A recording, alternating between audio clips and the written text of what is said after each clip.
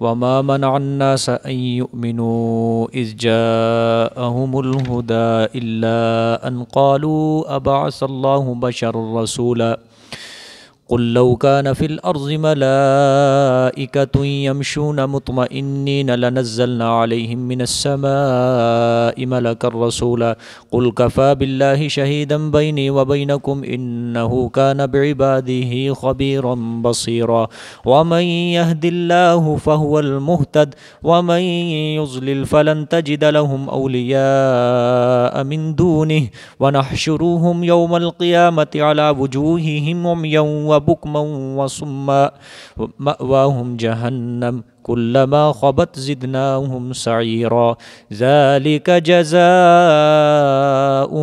بأنهم كفروا بآياتنا وقالوا أإذا كنا عظاما ورفاتا أإنا لمبعوثون خلقا جديدا أولم يروا أن الله الذي خلق السماوات والأرض قادر على أن يخلق مثلهم وجعل لهم أجلا لا ريب فيه فأبى الظالمون إلا كفورا قل لو أنتم تملكون خزائن رحمة ربي إذا لأمسكتم خشية الإنفاق وكان الإنسان قتورا صدق الله العظيم.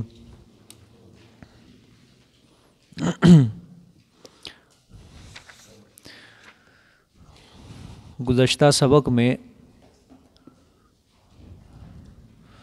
اللہ تعالیٰ نے مشرکین کے مطالبات کا بیان کیا کہ مشرک آپ صلی اللہ علیہ وآلہ وسلم کو کہہ رہے تھے کہ جب تک تو ہمارے مندرجہ ذیل مطالبات کو پورا نہیں کرے گا تب تک ہم تیری بات کو نہیں مانیں گے۔ آج کا جہاں سے سبق شروع ہوا ہے وما منع الناس ان یؤمنوا، یہ پیغمبر کی بشریت کے انکار کو اللہ نے بیان فرمایا کہ یہ مشرک ایسے ہیں کہ یہ نبی کو بشر نہیں مانتے بلکہ نبی کو نوری مانتے ہیں، بشریت کو رسالت کے منافی سمجھتے ہیں۔ ترجمہ دیکھیں، وما منع الناس، اور نہیں منع کیا لوگوں کو، ان یؤمنوا، یہ کہ وہ ایمان لائیں، اذ جاءہم الہدی، جب کہ آ گیا ان کے پاس ہدایت نامہ، الا ان قالوا ابعث اللہ بشرا رسولا، مگر یہ کہ وہ کہا انہوں نے ابعث اللہ، آیا بھیجا اللہ پاک نے بشر الرسولہ، بشر کو رسول بنا کر۔ آگے پھر دیکھ لیں، یہ شکوہ تھا، آگے اللہ نے اس کا جواب آپ صلی اللہ علیہ وسلم سے فرمایا، قل لو کان فی الارض، فرما دو میرے پیغمبر، لو کان فی الارض، اگر ہوتے زمین کے اندر ملائکۃ، ملائکہ، یمشون، چلتے پھرتے، مطمئنین، اطمینان کرنے والے یعنی بسنے والے، لنزلنا علیہم، تو البتہ ہم اتارتے علیہم اوپر ان کے من السماء، آسمان سے، ملکن، فرشتے، رسولہ، رسول۔ بڑا سادہ سا، بڑا عجیب سا اللہ تعالیٰ نے اس کا جواب رحمت فرمایا صلی اللہ علیہ وسلم۔ مشرکین نے کہا کہ ہم بشر کی رسالت پر ایمان نہیں لائیں گے، کیونکہ اگر اللہ کو رسول بنا کر بھیجنا ہی تھا تو کسی فرشتے کو رسول بنا کر بھیجتے۔ یہ کیسا نبی ہے جو چلتا پیا بازاروں میں، جو کھاتا پیتا بھی ہے، ہم جیسے کام کرتا ہے، یہ تو کوئی نبی نہیں ہے۔ نبی تو نوری ہوا کرتا ہے، یہ بشر ہے، لہٰذا وہ بشر کی جو بشریت کو رسالت کے منافی سمجھتے تھے۔ وہ کہتے تھے ہم اگر مانیں گے تو کسی فرشتے کو نبی مانیں گے، ہم بشر کو نبی نہیں مانیں گے کبھی بھی۔ اللہ تعالیٰ نے جواب فرمایا کہ اللہ تعالیٰ نے فرمایا میرے پیغمبر کہہ دو، دیکھو زمین کے اندر کون آباد ہے؟ انسان آباد ہیں، تو پھر انسانوں میں سے اللہ نے فرمایا ہم نبی بنا کر بھیجتے۔ یہی مصلحت اور عقل کے مطابق تھا کہ انسان زمین کے اوپر بس رہے ہیں تو انسان کو ہی، انہی کے اندر سے انسان کو ہی نبی بنا کر بھیجا جائے۔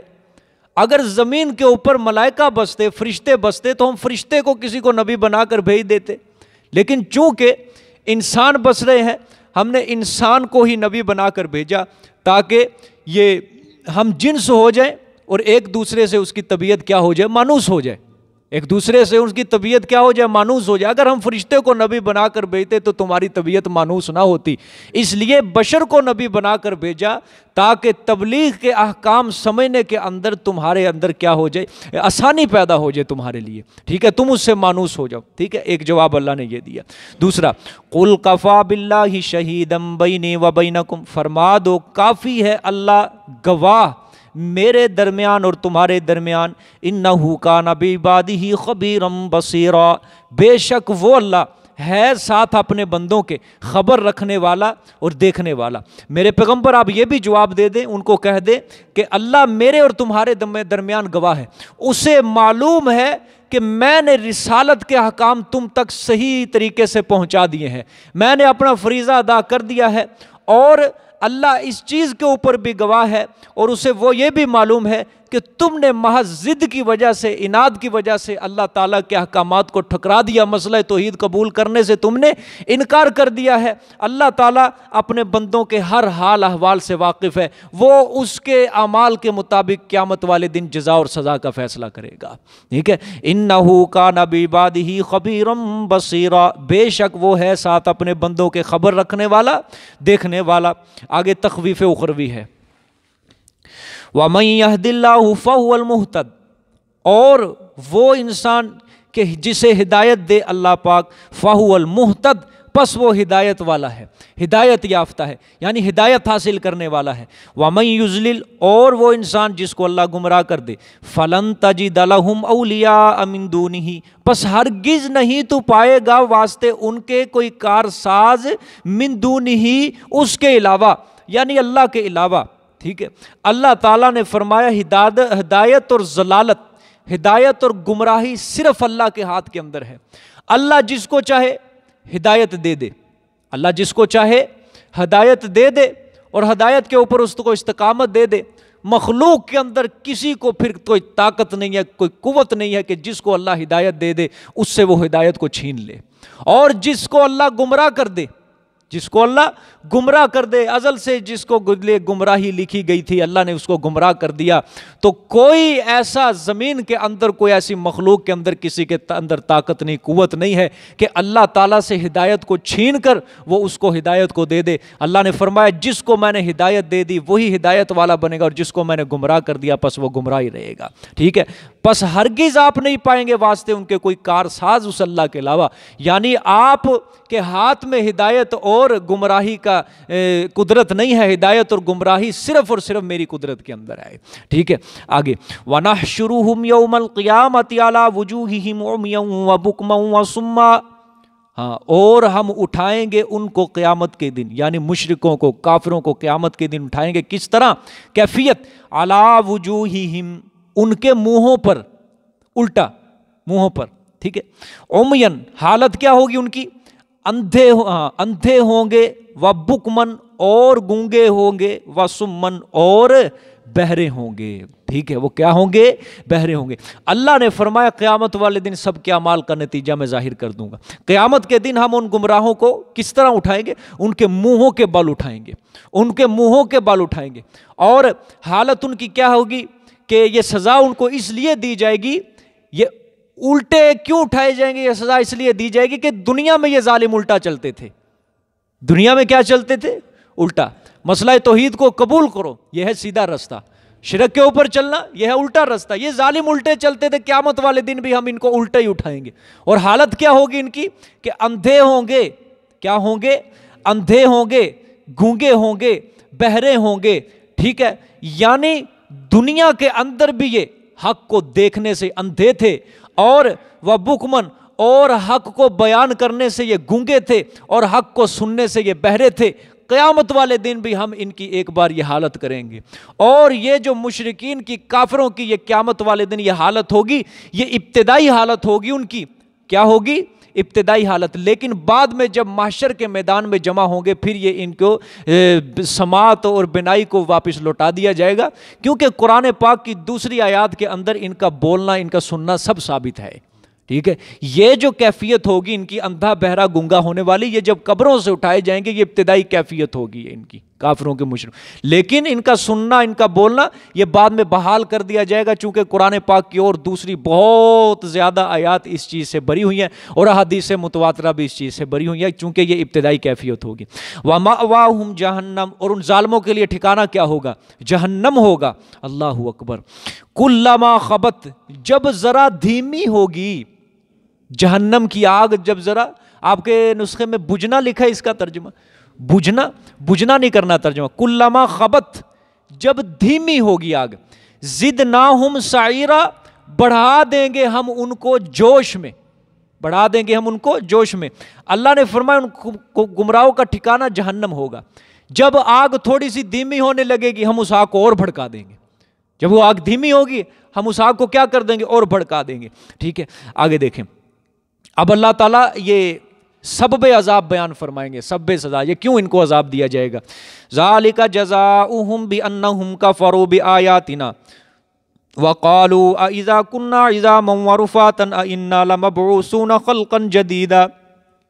یہ سزا، ذالک جزاؤہم، یہ بدلہ ان کا، بانہم، بسبب اس بات کے بے شک انہوں نے کیا کیا؟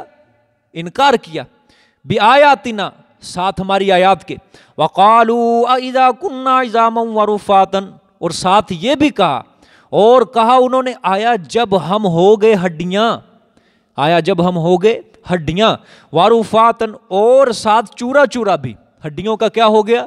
چورا چورا.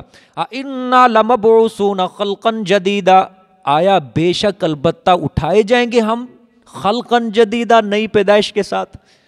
یہ سزا اللہ نے فرمایا اس لیے دی جائے گی. یہ بات یاد رکھنا، یہ مشرکین مکہ جو تھے یہ حشر و نشر کے منکر تھے. حشر و نشر کے کیا تھے؟ منکر تھے. مرنے کے بعد دوبارہ زندگی کے یہ قائل نہیں تھے. قیامت کے جب مرنے کے بعد دوبارہ زندگی کا قائل نہیں تھے تو پھر قیامت کے بھی کیا ہو گئے؟ منکر ہو گئے، کیونکہ قیامت والے دن سب کو اٹھایا جائے گا نا. ٹھیک ہے، یہ انکاری تھے اس چیز کے. اللہ تعالیٰ نے فرمایا یہ سزا ان کو اس وجہ سے دی گئی کہ ظالم یہ میری آیتوں کا بھی انکار کرتے تھے، اور مسئلہ توحید کا انکار کرنا یہ تو قابل تعجب تھا ہی، لیکن ظالم یہ ساتھ ساتھ حشر و نشر کا بھی انکار کرتے تھے، جزا اور سزا کے فیصلے کے دن کا بھی یہ کیا کر دیتے تھے؟ انکار کر دیتے تھے. ٹھیک ہے، آگے اللہ نے ان کا اسی چیز پہ جواب دیا. قیامت پر اللہ نے عقلی دلیل دی ہے. سبحان اللہ. اولم یروا ان اللہ الذی خلق السماوات والارض قادر علی ان یخلق مثلهم وجعل لهم اجلا لا ریب فیہ. کیا نہیں دیکھا انہوں نے؟ کیا نہیں دیکھا انہوں نے؟ اچھا، یہ جو رویت ہے نا، رویت دیکھنا، یہ علم کے معنی میں ہے. اس کا دوسرا ترجمہ اور بھی ہوتا ہے، کیا نہیں جانتے وہ؟ ٹھیک ہے، یہ رویت علمی رویت مراد ہے. ٹھیک ہے، جس طرح آپ صلی اللہ علیہ وسلم کو خطاب کر کے بعض اوقات قرآن پاک میں کہا جاتا ہے کیا میرے پیغمبر آپ نے نہیں دیکھا؟ گزشتہ قوموں کے حالات ہوتے ہیں لیکن آپ کو خطاب کیا، حالانکہ آپ صلی اللہ علیہ وسلم تو اس وقت موجود نہیں تھے. جس طرح الم تری کیف فعل ربک باصحاب الفیل، کیا میرے پیغمبر آپ نے نہیں دیکھا کہ تیرے رب نے ہاتھیوں والوں کے ساتھ کیا کیا؟ حالانکہ یہ میرے پیغمبر کی پیدائش سے پہلے کا واقعہ ہے، لیکن چونکہ آپ صلی اللہ علیہ وسلم موجود نہیں تھے. یہ اس وجہ سے کہا گیا ہے، اس وجہ سے کہا جاتا ہے کہ کوئی چیز سن سن کے اتنی پکی ہو جاتی ہے، وہ واقعہ اتنا مشہور ہو جاتا ہے، گویا یوں محسوس ہونے لگتا ہے جیسے میں نے اپنی آنکھوں سے دیکھا ہے.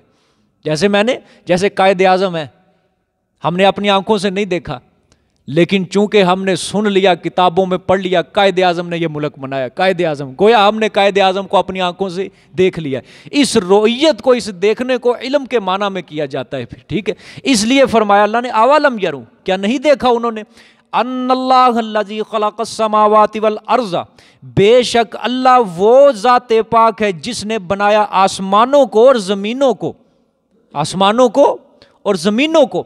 ٹھیک ہے، اچھا، قادر علی ان یخلق مثلهم وجعل لهم اجلا لا ریب فیہ، قادر ہے اوپر اس بات کے یہ کہ وہ پیدا کرے مثلهم، ان کی مثل، کیا کرے؟ ان کو دوبارہ پیدا کرے ان جیسے. اللہ قادر ہے، سمجھ آئی ہے؟ اللہ قادر ہے اس بات پر یہ کہ پیدا کرے وہ مثلهم، ان جیسے، دوبارہ پیدا کر دے.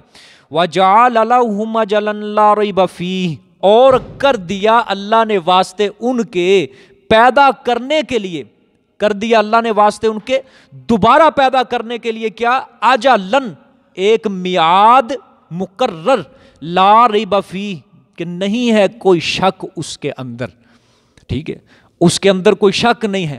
اللہ نے فرمایا یہ خیال ان کا غلط ہے ظالموں کا کہ مرنے کے بعد دوبارہ نہیں اٹھا زندہ ہوں گے، دوبارہ نہیں زندہ ہوں گے، ہڈیاں ہڈیاں ہوں گے، چورا چورا ہوں گے۔ یہ تو عقل کے اوپر پرکھ رہے ہیں یہ اللہ تعالیٰ کی قدرت کو، ٹھیک ہے۔ اللہ نے فرمایا کیا انہوں نے نہیں دیکھا کہ جس اللہ نے آسمان اور زمینوں کو پیدا کر دیا ہے وہ اللہ اس بات کے اوپر بھی قادر ہے کہ ان کو دوبارہ ان کی ہڈیوں کو جوڑ کے جو ان کی ہڈیاں چورا چورا ہوگی خاک کے اندر مل کے اللہ تعالیٰ ان کے دوبارہ انہی جیسا انسان بنانے کے اوپر بھی قادر ہے، کہ جس نے اتنے بڑے آسمان بنا دیے اور جس نے اتنی بڑی زمین کو پانی کے اوپر ٹکا دیا، ٹھیک ہے، وہ اللہ اس بات کے اوپر کہ قادر نہیں ہے کہ تم جیسے مثل تم جیسا انسان دوبارہ کھڑا کر دے، ٹھیک ہے، بلکہ یہ تو اللہ کے لیے اور زیادہ آسان ہے، ٹھیک ہے۔ ایک نطفے سے جس رب نے انسان بنا دیا، اس کو شعور بخشا، ایک عقل مند انسان بنا دیا، تو کیا اللہ اس بات کے اوپر قادر نہیں ہے جب تم دوبارہ مر جاؤ گے اللہ تمہیں دوبارہ اسی خاک سے پیدا کر دے گا، ٹھیک ہے۔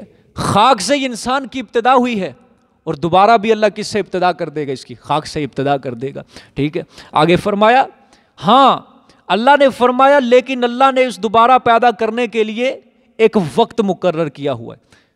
ایک سوال بھی ہو سکتا تھا نا، اچھا جی دوبارہ پیدا ہوں گے، وہ کب پیدا ہوں گے، ہوتے کیوں نہیں ہیں، یہ جو مردے مر گئے ہیں یہ دوبارہ کیوں نہیں زندہ ہو رہے؟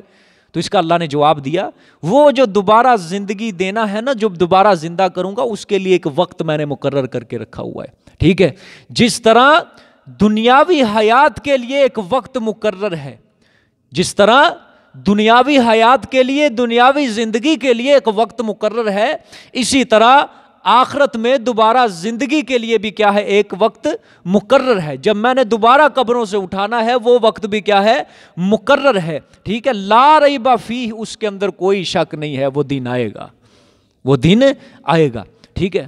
فَأَبَى الظَّالِمُونَ إِلَّا كُفُورًا، پس انکار کیا ظلم کرنے والوں نے، إِلَّا كُفُورًا، مگر ناشکری سے۔ عجیب جملہ ہے، مگر پس انکار کیا ظلم کرنے والوں نے مگر ناشکری کے، کہ اس پر ظالموں نے بجائے شکر گزاری کے کیا کی ہے؟ ناشکری کی ہے، اور ناشکری بھی کس طرح کی ہے؟ ازرو نفرت کے، ٹھیک ہے۔ اور بات کو قبول کرنے کے بجائے انہوں نے بات قبول کرنے سے انکار کر دیا ہے ان ظالموں نے کہ ہم دوبارہ نہیں اٹھائے جائیں گے، ٹھیک ہے، بجائے شکر گزاری کے انہوں نے ناشکری کی ہے، ٹھیک ہے۔ آگے دیکھیں، یہ حاصل یہ کہ اس آیت کا اللہ تعالیٰ نے فرمایا کہ عذاب تمہیں ضرور دینا ہے میں نے، اور ظالموں تمہیں میں نے دوبارہ زندہ کر کے عذاب ضرور دینا ہے۔ وہ آدمی تو تب ہی مر جاتا ہے جب وہ قبر کے اندر چلا جاتا ہے، آدمی کی قیامت تو تب ہی شروع ہو جاتی ہے جب وہ کہاں چلا گیا؟ قبر میں چلا گیا، بس اس کی قیامت شروع ہے۔ گویا قبر جو منزل ہے نا یہ قیامت کی ابتدا ہے، سمجھ آئی ہے، یہ کوئی الگ زندگی نہیں ہے۔ حضرت عثمان رضی اللہ تعالیٰ نے بھی فرماتے تھے نا کہ قبر جو ہے آخرت کی منزلوں میں سے کیا پہلی منزل ہے۔ اس لیے تو حضرت عثمان جب قبرستان کے قریب سے گزرتے تھے جنت جہنم کا تذکرہ سنتے تھے، دوزخ کا تذکرہ سنتے تھے، قیامت کی ہولناکی کا تذکرہ سنتے تھے، نہیں روتے تھے، ٹھیک ہے۔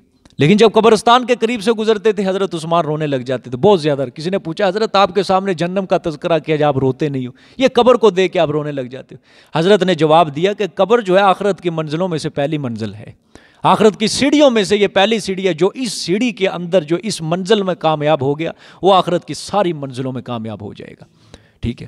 آدمی کا حشر و نشر قیامت اسی وقت ہی شروع ہو جاتی ہے جب وہ قبر کے اندر چلا جاتا ہے۔ سمجھ آ گیا کہ نہیں بات؟ اللہ اکبر۔ قُلْ لَوْ أَنْتُمْ تَمْلِكُونَ خَزَائِنَ رَحْمَةِ رَبِّي إِذًا لَّأَمْسَكْتُمْ خَشْيَةَ الْإِنفَاقِ وَكَانَ الْإِنسَانُ قَتُورًا۔ یہ ہے اب چھٹی عقلی دلیل توحید کے اوپر، اور دیکھو اللہ تعالیٰ نے انسان کی حالت کو اس کے اندر بیان کیا ہے۔ قُلْ لَوْ أَنْتُمْ، فرما دو اگر تم مالک ہوتے خزائن یعنی خزانوں کے، خزائن رحمت میرے پروردگار کے، ربی میرے پروردگار کے، ٹھیک ہے۔ اِذًا لَّأَمْسَكْتُمْ خَشْيَةَ الْإِنفَاقِ، یعنی کن چیزوں کے مالک ہوتے، کن خزانوں کے؟ کہ بارش برسانے کے، رزق دینے کے، یعنی رزق کا جو خزانہ تھا تمہارے ہاتھ میں دے دیا جاتا، بارش کا خزانہ تمہارے ہاتھ میں دے دیا جاتا، اس کے مالک تمہیں اللہ تعالیٰ بنا دیتا، تو کیا ہوتا تمہارا اس وقت حال؟ اِذًا لَّأَمْسَكْتُمْ خَشْيَةَ الْإِنفَاقِ، اس وقت تو البتہ بند کر دیتے تم واسطے خوف ختم ہو جانے کے، یعنی اپنے ہاتھ کو خرچ کرنے سے روک لیتے، ٹھیک ہے۔ اللہ نے انسان کا حال بیان کیا اس کے اندر کہ انسان طبعی طور پر بخیل ہے. انسان طبعی طور پر کیا ہے؟ بخیل ہے، کنجوس ہے. انتم کا جو خطاب ہے نا، یہ کل لو انتم، یہ جنوں کو بھی شامل ہے، یہ انسانوں کو بھی شامل ہے، سب کو شامل ہے. حاصل یہ کہ اللہ نے فرمایا کہ تمام خزانوں کا مالک ہے صرف اللہ. اگر رزق کے خزانے تمہارے ہاتھ میں دے دیے جاتے تو تم کرتے بخل. اور بخل کیوں کرتے؟ کہ اگر کسی کو کچھ دیں گے تو یہ خزانہ کیا ہو جائے گا؟ ختم ہو جائے گا، پیسہ ختم ہو جائے گا. اور تم کسی کو کچھ بھی نہ دیتے کہ کئی خزانے ہمارے سے ختم نہ ہو جائیں. اس لیے اللہ نے فرمایا تم میں رزق کے خزانے کا کوئی استحقاق نہیں رکھتا کہ اسے کارخانہ عالم کے اندر اللہ تعالیٰ اپنا شریک کرے. اللہ تعالیٰ تم میں سے کوئی انسان، کوئی نبی، کوئی ولی، کوئی بزرگ اس چیز کا مستحق ہے ہی نہیں ہے کہ وہ اپنے رزق کے کارخانے کے اندر، اپنے خزانوں کے اندر اپنا کسی کو کیا کرے؟ شریک کرے. اس لیے اللہ تعالیٰ نے یہ رزق کی جو چابی، رزق کی کنجی، رزق کے خزانے صرف اپنے قبضہ قدرت کے اندر رکھے ہیں، صرف اپنے پاس رکھے. اگر تمہیں دے، دیکھو انسان صرف اللہ نے لو انتم فرمایا، عام خطاب کیا اللہ تعالیٰ نے.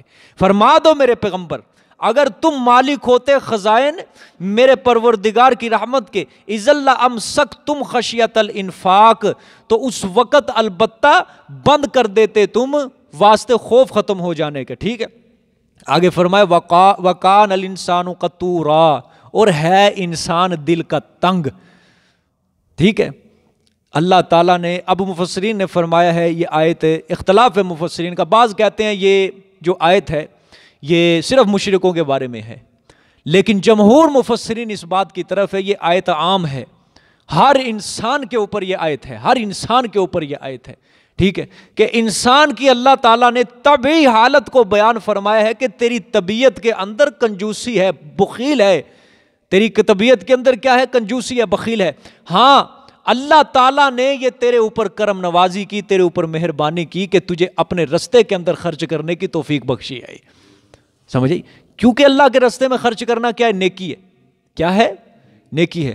اور نیکی سے شیطان کیا کرتا ہے؟ روکتا ہے. اللہ کے رستے میں خرچ کرنے سے گویا شیطان کیا کرتا ہے؟ روکتا ہے.